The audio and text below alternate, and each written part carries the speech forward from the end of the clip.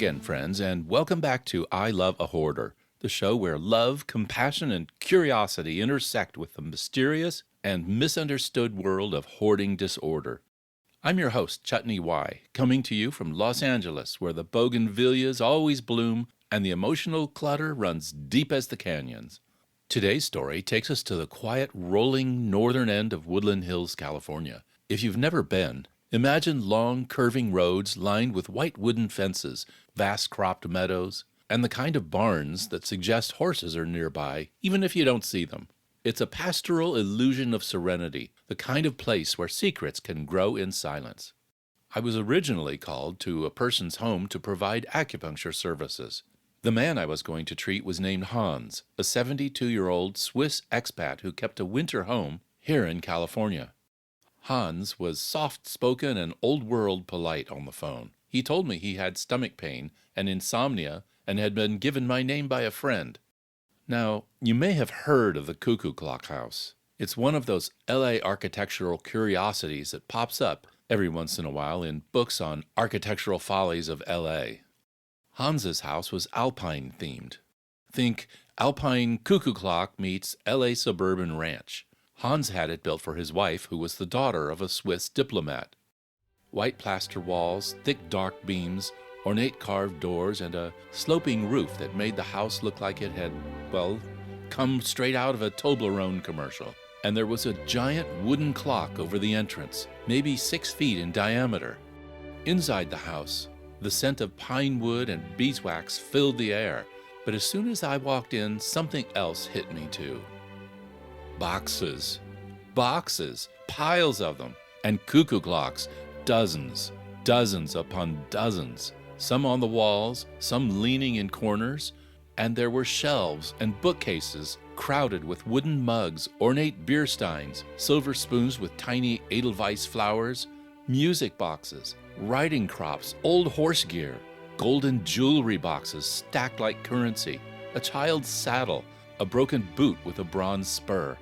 What had seemed like a charming curiosity from the outside quickly revealed itself as a hoard. Hans greeted me warmly. He wore an old cardigan and soft linen pants. He had a well-trimmed beard and a gaze that radiated warmth and wisdom.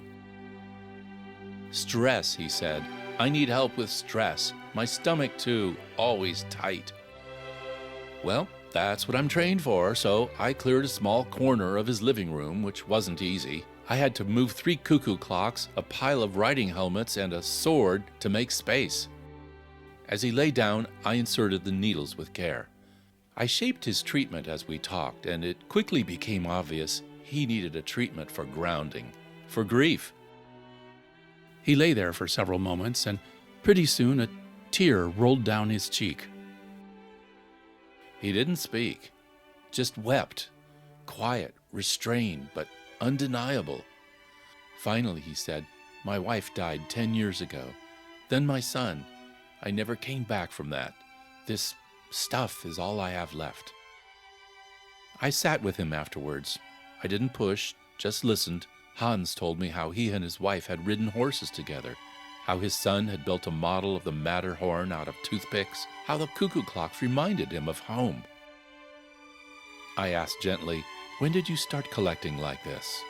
He laughed a little. "Not collecting, saving. After they died, I started saving everything, just in case, although I don't even know what I'm trying to preserve." And I said, "Sometimes when we don't know how to hold our grief, we hold objects instead." And then I immediately regretted saying that because I had no idea what that meant. But apparently it hit home because he closed his eyes. "It's heavy," he said. "I feel tired all the time." I asked if he'd ever considered therapy. He said he didn't know where to start. "You have a lot of stuff," I told him. "Does it make you feel happy?" Of course the answer was no, and he said he'd like to clear out his home, to minimize his hoard since he felt weighted down by it. I told him that I knew a therapist who could help, that he could start slowly. He looked at me, a long pause, and then said, "Okay, thank you. Can we start clearing it tonight?" And he squeezed my hand. which I wish he hadn't done because I was having my house feng shuied that night, and my lady charges extra for rescheduling last minute. But I figured bad karma would be worse than bad feng shui, so I said yeah, sure. It's all up in the air now. There are no clear timelines. The hoard is mostly still there. The house still smells like wax and old wood, but Hans is in therapy and he's open to change, open to unloading some of his stuff, which, I don't know, some of it is pretty cool to be honest. There's a set of 19th century complete Dickens and Dostoevsky in the most beautiful leather binding that I wouldn't mind being gifted if ever he was so inclined, except that, well, I'm kind of a latent hoarder myself.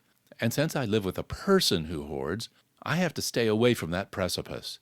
So I show up at Hans's home every week with my needles, and I'm listening. I just can't bear to let him become a quiet tragedy behind decorative wooden fences and perfect meadows. So I show up every week, and I'm always on time, because I've got a cuckoo clock in every room. If you have someone in your life who's hoarding, talk to them, sit with them, offer help. Yes, but offer patience first. You might be the only person in years who asks, "How do you feel?" instead of, "What have you done?"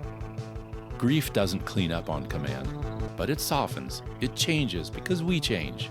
So, if you have someone in your life who's hoarding, stay involved, stay curious, stay compassionate.